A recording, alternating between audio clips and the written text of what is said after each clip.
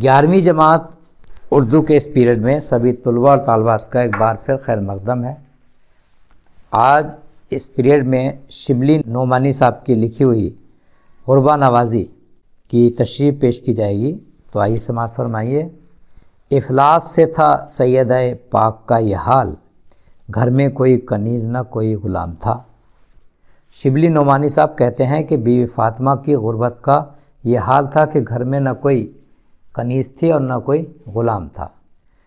گھس گھس گئی تھی ہاتھ کی دونوں ہتھیلیاں، چکی کے پیسنے کا جو دن رات کام تھا۔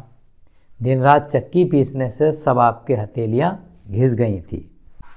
سینے پہ مشک بھر کے جو لاتی تھی بار بار، گو نور سے بھرا تھا مگر نیل فام تھا۔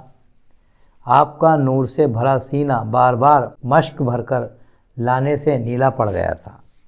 پانی کی مشک جو بھر کر لاتی تھی، اٹھ جاتا تھا لباس مبارک غبار سے، جھاڑوں کا مشغلہ بھی جو ہر صبح شام تھا۔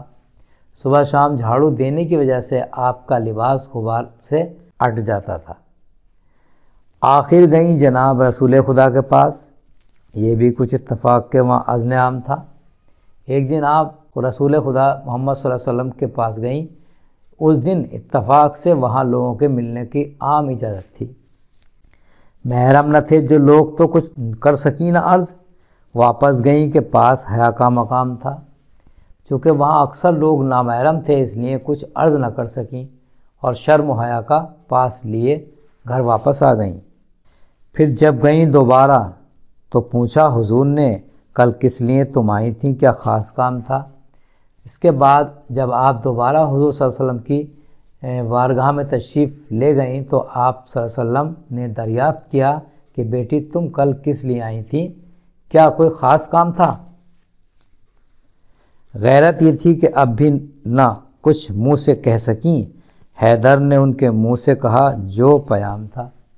آپ صلی اللہ علیہ وسلم کے سامنے بیوی فاطمہ کی غیرت کا یہ عالم تھا کہ منہ سے کچھ کہہ نہ سکیں، اور حضرت علی علیہ السلام کا پیغام بھی آپ صلی اللہ علیہ وسلم کو نہ دے سکیں۔ ارشاد یہ ہوا کہ غریبان بے وطن جن کا کہ صفہ نبوی میں قیام تھا، ارشاد نبوی یہ ہوا کہ میری بیٹی ابھی تو اصحاب صفہ کی مسجد نبوی میں قیام ہے، میں ان کے بندوبست سے فارغ نہیں ہنوز، ہر چند اس میں خاص مجھے اہتمام تھا۔ ابھی تو میں اصحاب صفہ کی بندوبست سے فارغ نہیں ہوں، ہر چند کہ مجھے اس میں خاص اہتمام تھا۔ جو مصیبتیں کہ اب ان پر گزرتی ہیں، میں اس کا ذمہ دار ہوں، میرا یہ کام تھا۔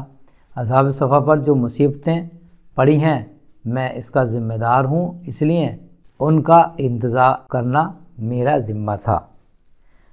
کچھ تم سے بھی زیادہ مقدم ہے ان کا حق جن کو کہ بھوک پیاس سے سونا حرام تھا۔ اے بیٹی اصحاب صفہ کا حق تم سے بھی زیادہ مقدم ہے، کیونکہ بھوک اور پیاس کے عالم میں ان کا سونا دشوار ہے۔ خاموش ہو کے سیدہ پاک رہ گئیں، جرأت نہ کر سکیں کہ اب ادب کا مقام تھا۔ حضرت صلی اللہ علیہ وسلم کا ارشاد سن کر حضرت بی فاطمہ خاموش ہو گئیں اور احترام کی وجہ سے آپ سے کچھ نہ کہہ سکیں۔ یوں کاٹی اہل بیت مطہر نے زندگی، یہ ماجرائے دختر خیر الانام تھا۔ اللہ کے پیارے نبی کے خاندان کے لوگوں نے کس طرح زندگی گزاری ہے، خاص کر ان کی چہیتی بیٹی نے کتنی مصیبتوں سے زندگی بسر کی، یہ آپ اپنے آپ میں ایک مثال ہے۔ تو آج آپ نے یہ علامہ شبلی نعمانی صاحب دوارا لکھی ہوئی غربہ نوازی کے عنوان سے چند اشعار سماعت فرمائے۔ آج کے پیریڈ میں بس اتنا ہی، کل انشاءاللہ پھر کچھ اور تشریحات کے ساتھ حاضر ہوں گے۔ اجازت دیجیے، خدا حافظ۔